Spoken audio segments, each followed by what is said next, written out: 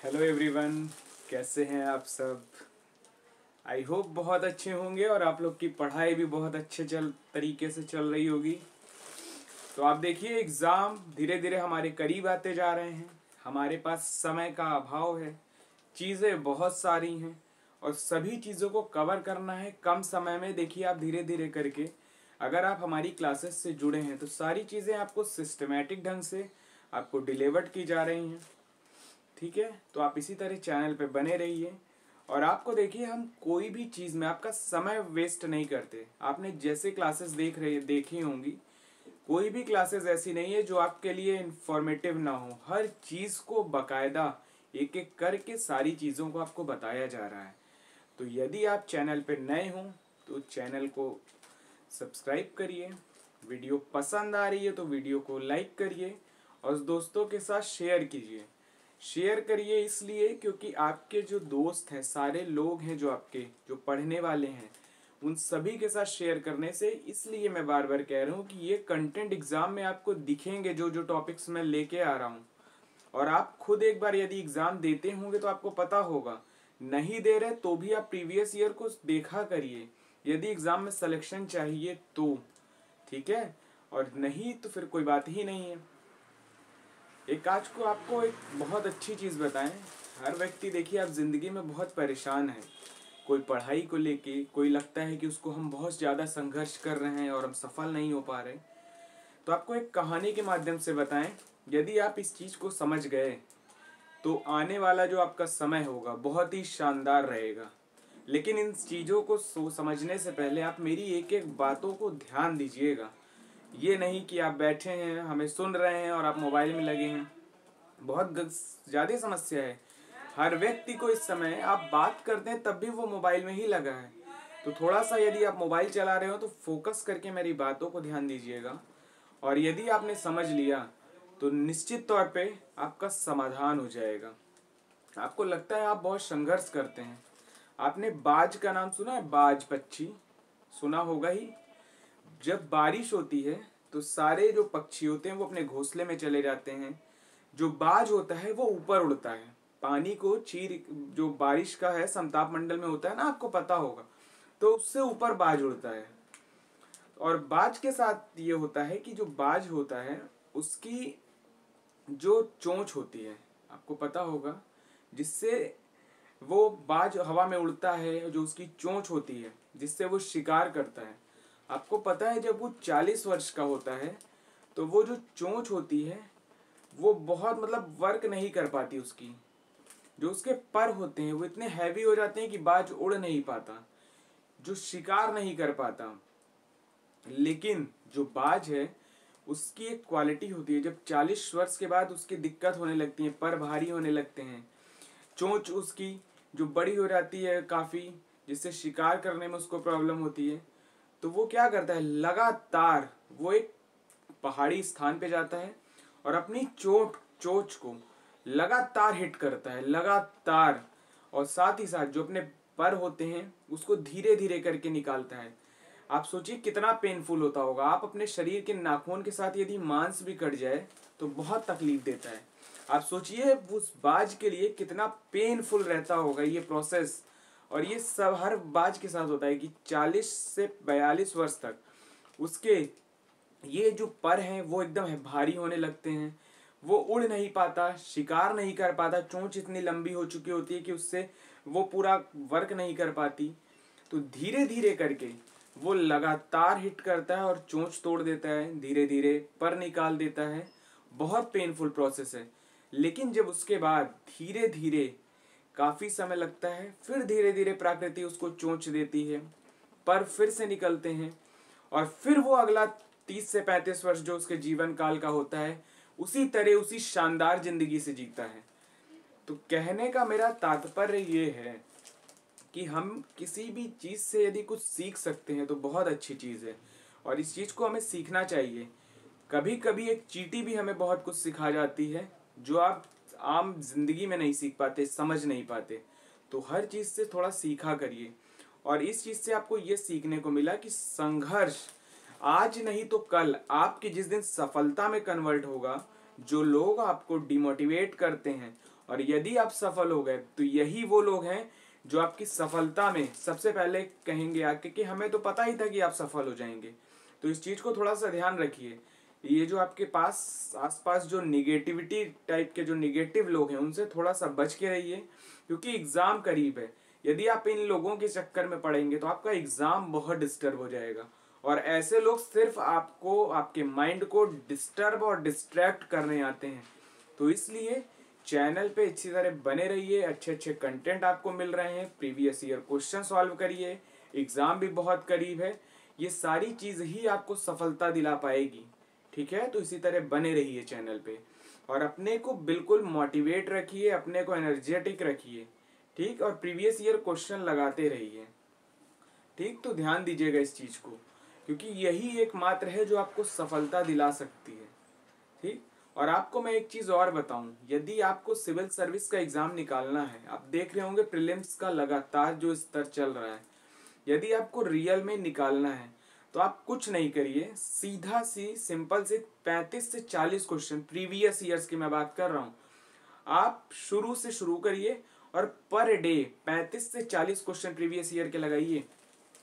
या मान लीजिए आप 40 क्वेश्चन पर डे लगाते हैं तो एक महीने में कितने हो गए बताइए, 1200 क्वेश्चन हो गए। और वो 1200 क्वेश्चन जब आप ऑप्शन देखेंगे तो वो आपके जो 12 है 4 और कर लीजिए गुणा, तो 4800, मतलब बहुत सारा चीज आपके महीने में कवर होगा। तो इस चीज को आप ध्यान रखिए, और जब साल भर में आप इसी चीज को करेंगे तो आपका कितने बड़े लेवल पे आप देखिए चीजें कवर होंगी। और उससे सबसे बड़ी चीज ये होती है कि आपको 60 से 67 क्वेश्चन लगभग करने होते हैं यूपीएससी में, जहां पे आपका सिलेक्शन हो जाता है। तो इसलिए यदि सिलेक्शन चाहिए तो मेरे इस जो द्वारा जो बताया इसको गया एक बार करके कोशिश जरूर करिएगा। इसलिए क्योंकि यदि आप कोशिश नहीं करेंगे तो फिर दिक्कतें आएंगी आपके सामने, फिर सिलेक्शन नहीं होता तो डिप्रेशन, फिर कोई आपको मार्ग देने वाला नहीं होता, फिर आपको भटकाव रहता है जिंदगी में। तो इसलिए थोड़ा सा सोच विचार करते हुए, अपनी जिंदगी को सीरियस तरीके से लेते हुए, क्योंकि आप जितनी उम्मीद कर रहे हैं समय उससे 2 गुना तेजी से भाग रहा है, मुट्ठी में रेत की तरह फिसल रहा है समय। और यदि ये फिसल गया तो आप सिर पिट पटक लीजिए, कुछ भी कर लीजिए, वापस नहीं आएगा। तो मेरी बातों को थोड़ा सा समझा रहे हैं, इसलिए आप ध्यान दीजिए, क्योंकि आप हमारे साथ जुड़े हैं तो हम ये चाहते हैं कि आप बहुत जल्दी सफल हों, ठीक है। तो चलिए आज हम अपने विषय पे फिलहाल बात करेंगे। आज का जो हमारा विषय है मराठा प्रशासन के अंतर्गत, मराठा प्रशासन की सारी का जो आपकी आर्थिक व्यवस्था, वहाँ का केंद्रीय प्रशासन, प्रांतीय प्रशासन, ये सारी चीज़ों पे हम बात करेंगे। तो आप मेरी एक एक चीज़ों को थोड़ा ध्यान से सुनिएगा। अब बात करें मराठा प्रशासन का उदय क्यों हुआ। तो मराठा प्रशासन ये कहाँ था, तो दक्षिण भारत में इसका उदय हो रहा था। और इसी समय जो आप देखिए लगातार जो अंग्रेजों मुगलों के द्वारा जिस तरीके से विरोधी काम कर रहे थे, औरंगजेब एक कट्टर जो मुस्लिम था, तो उसके द्वारा जिस तरीके से हिंदुओं का दमन हो रहा था, उसके जो विरोध में एक तरह से मराठा का उदय हो रहा था। और मराठाओं का मुगलों से लगातार कॉन्फ्लिक्ट था, यानी विवाद लगातार बन रहा था। साथ ही साथ धार्मिक कारण भी थे, क्योंकि वो एक धर्म सहिष्णु व्यक्ति नहीं थे औरंगजेब, वो सिर्फ अपने धर्म को ध्यान देते थे। तो इसीलिए इसका उदय हो रहा है। साथ साथ प्राकृतिक चीजों पे ध्यान नहीं था, प्राकृतिक पर फोकस करने के लिए इनका उदय हो रहा था।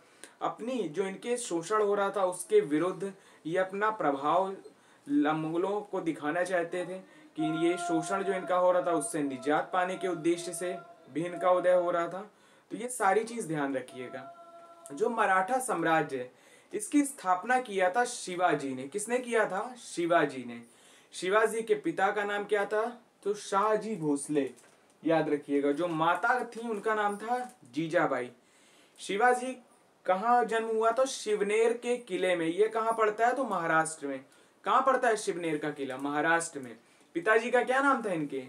शाहजी भोसले। माता जी का क्या नाम था? तो जीजाबाई। ध्यान दीजिएगा, जन्म कहाँ हुआ? तो शिवनेर के किले में।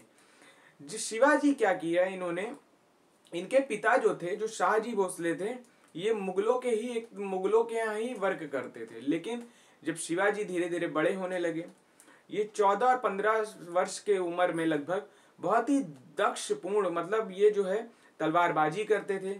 और बहुत धीरे धीरे करके इन्होंने 16 से 17 में युद्ध शुरू करे और इन्होंने मुगलों पे आक्रमण भी किया था, आपको पता होगा, जिसमें इनको शाइस्ता खां, अभी जब मैं डिटेल में आऊंगा, अभी हम प्रशासन पे बात कर रहे हैं, लेकिन जब उसमें आएंगे तो बहुत अच्छे से बताएंगे। आपको पता होगा जैसे शाइस्ता खान ने इनको जब दावत दिया कि आप हमारे यहाँ आइए, उसके बाद अफजल खां जिसके द्वारा इनको मार दिया गया था छल से। तो कई चीजें थी, तो इस चीज को थोड़ा सा ध्यान रखिएगा, ठीक है। और उसके बाद ही जैसे शिवाजी थे, शिवाजी के 2 पुत्र हुए, कौन कौन से, संभाजी और राजा राम राय, संभाजी और राम राय, ठीक। जो संभाजी थे ये येसुबाई के जो पुत्र थे, येसुबाई इनकी माँ थी संभाजी की, तो ध्यान रखिएगा। सबसे पहले ध्यान दीजिएगा, शाहजी भोसले के पुत्र थे शिवाजी। शिवाजी के 2 पुत्र हुए, संभाजी और राजा राम। संभाजी को राजा बनाया गया था, लेकिन मुगलों के द्वारा जब इनकी हत्या कर दी गई तो जो राम राय थे फिर वो गद्दी पे आए। क्यों? क्योंकि जो संभाजी के पुत्र थे शाहू जी, वो बहुत अल्पवयस्क थे। नाम आई होप आपको थोड़ा सा कंफ्यूजिंग हो रहा होगा, लेकिन बातों को मेरी ध्यान दीजिए, फिर से सुनिएगा। जो शिवाजी थे, इनके पिता शाहजी भोसले, इनकी माता का नाम था जीजाबाई। शिवाजी के 2 पुत्र हुए, संभाजी और राजा राम। कौन? संभाजी और राजा राम। संभाजी की जो माँ थी वो उनका नाम था येसुबाई, ठीक। संभाजी को शासक बनाया गया, लेकिन कुछ ही वर्षों के बाद मुगलों के द्वारा संभाजी को मार दिया गया। तो उस वक्त समय इनका जो पुत्र थे शाहू जी, वो अल्पसंख्यक थे, तो राजा राम को गद्दी मिल गई, वो शासक बने, ठीक। जब इनको गद्दी मिली, फिर धीरे धीरे जब ये खत्म हुए तो फिर वही इनका पुत्र अल्पसंख्यक था, तो जो आपका शाहू जी थे तो फिर वो शासक बन गए, ठीक। और धीरे धीरे करके आगे शाहू जी और ताराबाई। ताराबाई कौन थी? तो आप ध्यान दीजिएगा, जो सतारा है, जो मराठा साम्राज्य था, आगे चल के 2 भाग में बट गया। एक सतारा नाम से था, दूसरा कोल्हापुर। सतारा में कौन था? तो शाहू जी हो गए, और कोल्हापुर में कौन थे? तो ताराबाई थी। तो इस चीज को ध्यान रखिएगा। जब अभी हम इनके प्रशासन पूरा डिटेल करेंगे, कौन कौन से शासक हैं, तो वो सारी चीजें कवर होंगी। जैसे अभी आपका मुगल का भी है, और इसके साथ साथ दिल्ली सल्तनत, हम धीरे धीरे सारी चीजें कवर करेंगी। अभी मेरा फोकस ये है कि आपके एग्जाम में क्वेश्चन आ कहाँ से रहे हैं, इस लिहाज से हम वो सारी चीजों को कवर कर रहे हैं जो मोस्ट इंपॉर्टेंट है। तो ध्यान दीजिएगा इस चीज को। केंद्रीय प्रशासन आप एग्जाम में उठा के देख लीजिए, पूछता है कि नहीं। अष्ट प्रधान किसके दरबार में थे, पूछता है कि नहीं। ये सारी चीजें देखिएगा, ठीक। तो ध्यान रखिएगा इस चीज को, मोस्ट इंपॉर्टेंट। तो आइए अब हम बात करें केंद्रीय प्रशासन पे।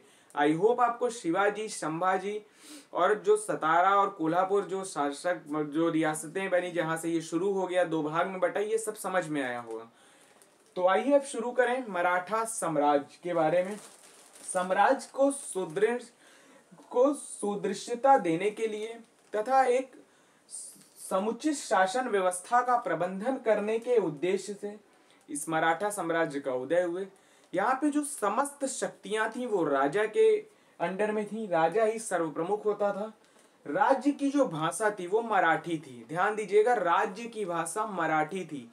ये समय मुगल चल रहा था तो वहां पे फारसी थी, लेकिन यहाँ पे मराठी थी, याद रखिएगा। यहाँ पे अधिकारी जो थे वो वंशानुगत नहीं होते थे, बल्कि योग्यता के आधार पर होते थे। कोई वंशानुगत नहीं था यहाँ पे क्या था कि योग्यता के आधार पे थे। यदि हम बात करें केंद्रीय प्रशासन के बारे में, शिवाजी दक्कन शैली से बहुत ज्यादा प्रभावित थे। दक्कन यानी महाराष्ट्र का क्षेत्र। ये बेहतर शासन प्रशासन प्रणाली को स्थापित किए। यहाँ पे जो राजा थे वही सर्वोच्च होते थे, और राजा को सहायता देने के लिए अष्टप्रधान होती थी। ध्यान रखिएगा, अष्टप्रधान। तो ध्यान दीजिएगा इस चीज को, ठीक है।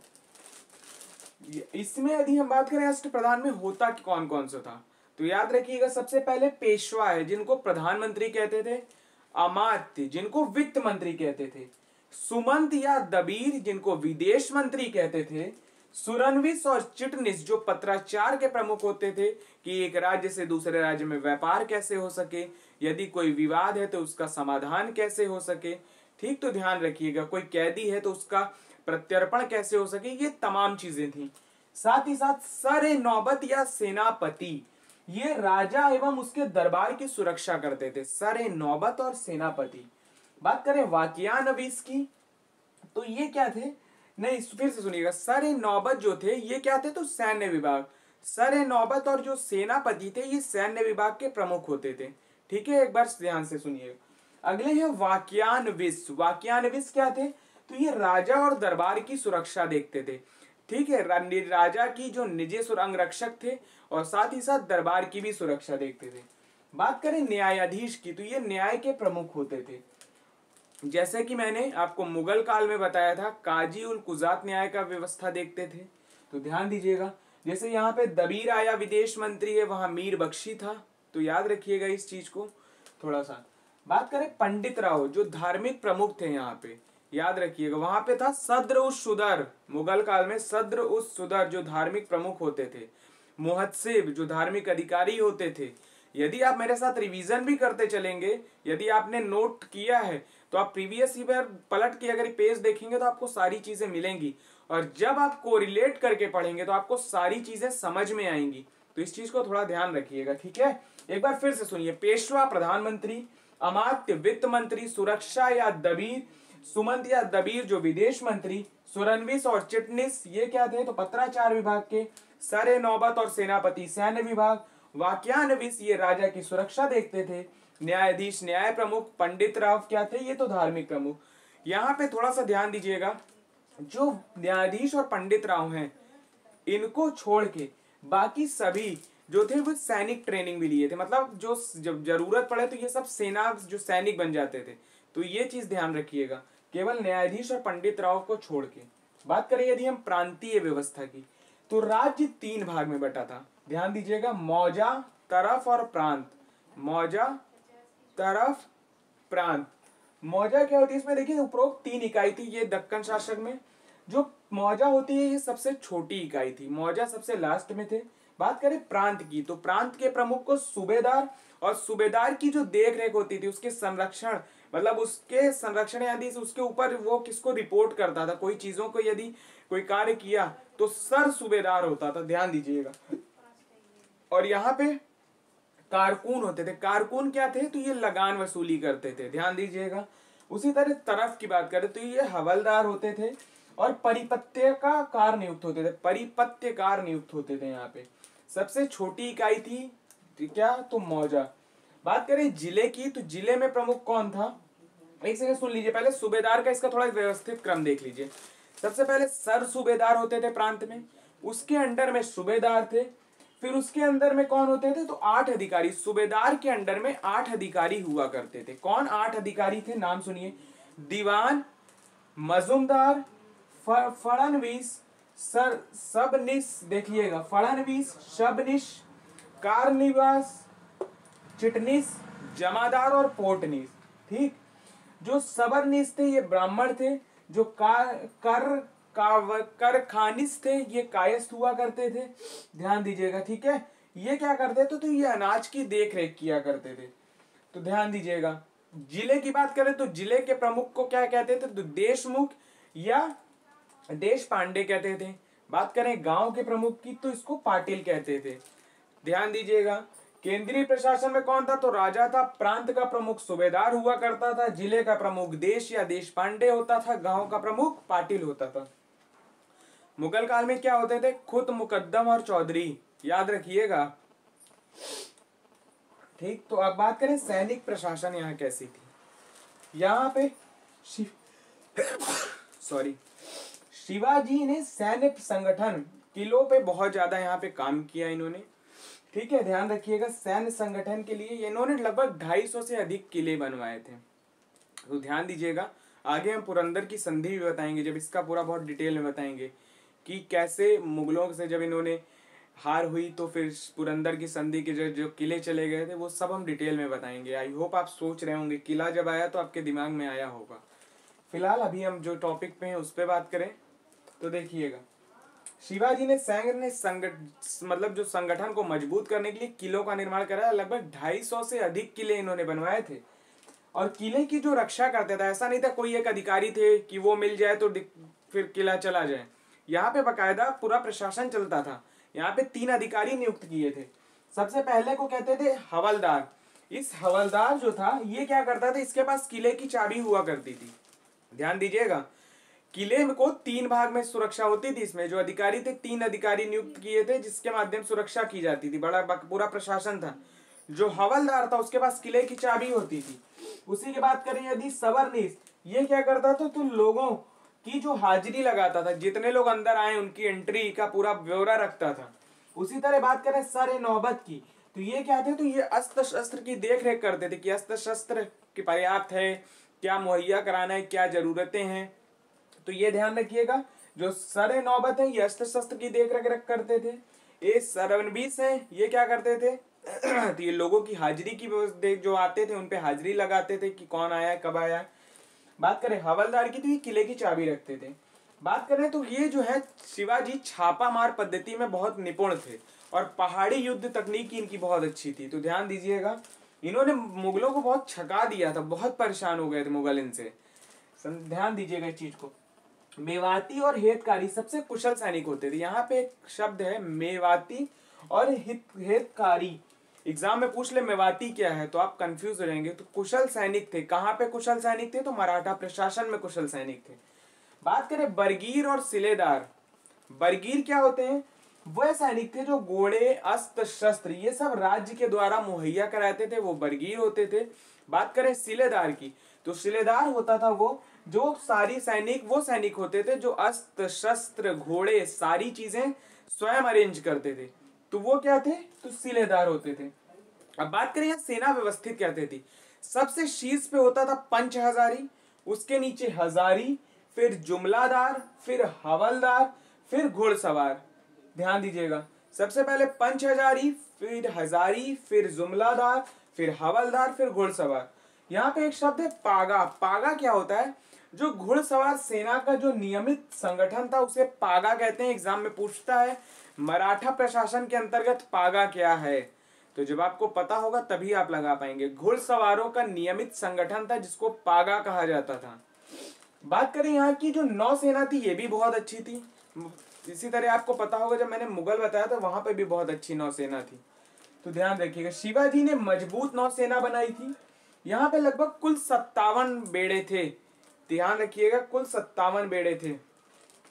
ये देशी और विदेशी दोनों से हमारी जो मगध मराठा साम्राज्य थी उसकी सीमाओं की रक्षा किया करते थे। तो ध्यान दीजिएगा। बात करें राजस्व प्रशासन यहाँ पे कैसा था, तो जमींदारी प्रणाली को समाप्त करके रैयत वाली प्रणाली शुरू कर दी गई थी। अब रैयत वाली प्रणाली क्या होती है, हमने जब आधुनिक भारत के इतिहास के तहत इजारेदारी व्यवस्था, स्थायी बंदोबस्त, रैयतवाड़ी और महालवाड़ी सारी चीज को बहुत डिटेल में बताया है। फिलहाल मैं अभी यहाँ नहीं बताऊंगा, नहीं तो आप फिर उस वीडियो को नहीं देखेंगे। आप उसको देखेंगे तो आपको एक एक चीज कवर होगा, क्योंकि उसमें मैंने केवल रैयतवाड़ी ही नहीं बताया है। आपको एग्जाम के दृष्टि से इंपॉर्टेंट है, इसलिए आप इजारेदारी को भी देखिएगा, स्थायी बंदोबस्त भी देखिएगा, रैयतवाड़ी भी देखिएगा और महालवाड़ी भी देखिएगा। फिलहाल थोड़ा सा मैं बता दूं, रैयत होता था किसान, और किसान क्या था, जो यहाँ पे भूमि वसूली जाती थी। किसान अपनी भूमि को वसूलता था और अधिकारी को देता था, और अधिकारी ऊपर जो है जो ब्रिटिश सत्ता थी वहां पे भेज देते थे ब्रिटिश अधिकारियों को।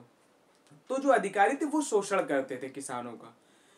तो इसमें जो किसान लगान जो मतलब खुद ही किसान अपनी दे देते थे, लेकिन फिर भी इनका शोषण हो रहा था। तो आप ध्यान दीजिएगा, स्थायी बंदोबस्त, रैयतवाड़ी और महालवाड़ी ये सारी चीजों को हमने बहुत डिटेल में क्लास की है, तो आप इसको देखिएगा जरूर, ठीक है।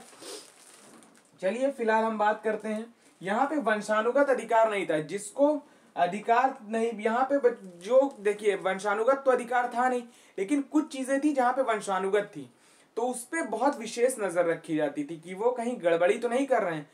ध्यान दीजिएगा इस चीज को। भूमि की माप जो है, मालिक अंबर को जो है काठी प्रणाली, काठी यानी क्या होता था कि लकड़ी की छड़ी होती थी, उससे भूमि की मापन की जाता था, भूमि की माप की जाती थी। ध्यान रखिएगा, जो भू राजस्व व्यवस्था है, जो अन्नाजी दत्तो हैं उनके द्वारा जो उनके समय में 33% थी, उसको बढ़ा के 40% कर दिया गया था। तो ध्यान दीजिएगा इस चीज को। बात करें यदि हम मराठा संघ की, तो मराठा संघ भी मोस्ट इंपॉर्टेंट है। मराठा में क्या था देखिएगा ध्यान से, बात करें यदि हम, जो बरार थी वहां पे भोसले थे, ध्यान रखिएगा, ठीक। सिंधिया ग्वालियर में थे, कहाँ पे थे, ग्वालियर में।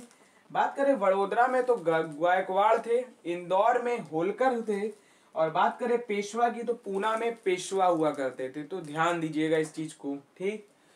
बात करें मराठा संघ, तो राम राय ने मराठा संघ जो थी यहाँ के सरदारों को जागीरें प्रदान कर दी, और महत्वपूर्ण इनको काम दिया कि ये वसूली करें, ठीक है। यहाँ पे ये संघ बाजीराव के समय, बाजीराव प्रथम के समय में आया था। ये संघ कब आया था, तो बाजीराव प्रथम के समय में, ध्यान दीजिएगा। शाहू ने अलग अलग क्षेत्र पर चौथ और सरदेशमुखी भी वसूलने शुरू कर दी थी। अब बात करें चौथ और सरदेशमुखी, मोस्ट इंपॉर्टेंट है, पूछता है चौथ क्या थी और सरदेशमुखी। चौथ वो क्षेत्र होता था जहां पर ये वार्षिक आय होती थी। जैसे मराठा कहीं पे आक्रमण किए, ठीक, मान लीजिए कहीं पे आक्रमण कर दिए, तो वहां पे ये क्या करते थे, वहां पे आक्रमण करने के बाद उनको एक निर्धारित कर देते कि आप 1/4 कर हमें भेजते रहेंगे, तो हम भविष्य में आप पे आक्रमण नहीं करेंगे। तो याद रखिएगा, मतलब जहां पे ये गए और आक्रमण कर लिए, वहां 1/4 कर लगाते थे कि हम दोबारा आक्रमण ना करें, इसलिए आप हमें कर देते रहिए। तो 1/4 था, तो ध्यान रखिएगा। उसी तरह सरदेशमुखी क्या थी, ये गांव और जो वहां कस्बों की आबादी थी, उनके जो लगान थी, जो उनकी आबादी पर लगाए गए भू राजस्व का 1/10 हिस्सा था। जो उनकी जो भूमि पे जो लगान प्राप्त होती थी, जो उनकी वसूल, मतलब जो एक तरह से उनको फायदा होता था, उनकी भूमि के 1/10वें भाग, जो 1/10 भाग था वो था। तो ध्यान रखिएगा, यहाँ पे 1/10 भाग लेते थे, और जो चौथ था वहां पे 1/4 भाग लेते थे। चौथ में ये खुद प्रशासन नहीं करते थे, ये वहां पे दे के आ जाते थे कि दोबारा हम आक्रमण ना करें, इसलिए आप हमें भेजते रहिए। तो ध्यान दीजिएगा इस चीज को। और सरदेशमुखी अपने गांव के प्रशासन या कस्बे में ही ये जो है भू राजस्व व्यवस्था 1/10 भाग वसूला करते थे। तो ध्यान दीजिएगा इस चीज को, चौथ और सरदेशमुखी। आई होप आपको सारी चीजें समझ में आई होंगी। हमने सारे अधिकारियों पे इनमें बात की, कौन अधिकारी थे, केंद्रीय प्रशासन कैसा था, प्रांत का प्रशासन कैसा था, जिले का कैसा था, सैनिक व्यवस्था कैसी थी, भू राजस्व व्यवस्था कैसी थी, साथ ही नौसेना यहाँ पे कैसी थी, सरदेशमुखी और चौथ क्या होता है, ये सारी चीजों पे हमने विधिवत डिस्कशन किया, ठीक है। तो आपको यदि वीडियो पसंद आई तो वीडियो को लाइक करिए, सब्सक्राइब करिए और दोस्तों के साथ शेयर करिए, क्योंकि इतने कम समय में सारी चीजें आप तक पहुंचाना वो अपने आप में एक टास्क होता है, और आपको सारी चीजें समझ में आए, इसी दृष्टि से इस कंटेंट को बनाया जाता है कि आपको सारी चीजें समझ में आए। तो मैं थोड़ा सा साइड हो जा रहा हूँ, आप स्क्रीनशॉट ले लीजिए।